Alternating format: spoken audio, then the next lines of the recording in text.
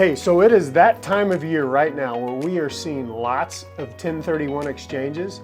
1031 exchanges are just an awesome tax strategy that a lot of real estate investors use. And I feel like a lot more people would use them if they understood them.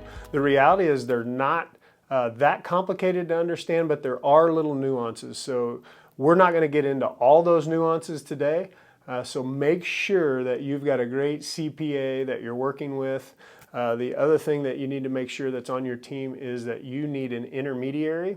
It's really important that the title company, that the real estate advisor that you're working with, all of those people understand that you are planning on doing a 1031 exchange because all those things potentially have tax consequences if you do it wrong. So the biggest thing that you need to understand is that when we talk about 1031 exchanges, it's also known as a like-kind exchange.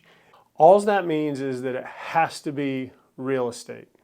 It can't be back before, I think 2004, it could have been an airplane, potentially vehicles, different things. But now when they talk about a like-kind exchange, they just mean that it has to be real estate.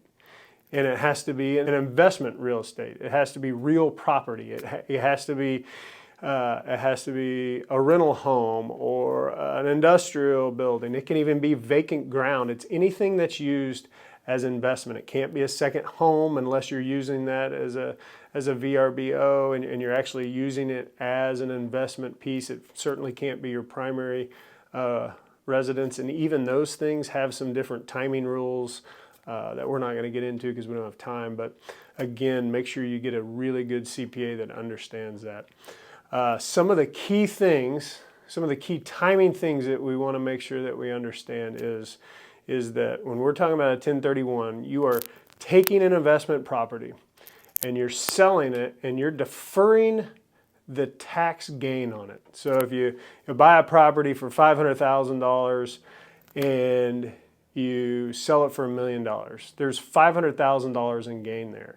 And so what you're doing with a 1031 is you're looking for another property that's at least $1 million so that you can defer paying that tax on that $500,000 gain. You can buy more expensive property, but you need to have a true no taxable gain, you're going to need another property that's worth at least $1 million. Some of the timing things are once you sell your investment piece, you then have 45 days to identify the property that you're going to purchase.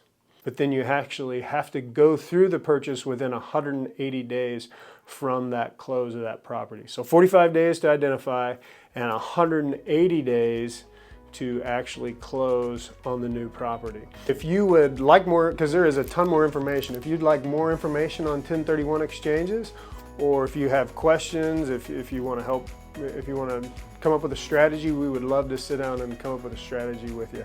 Please just give us a call at 1-800-836-2005 and we'd love to help. Thanks.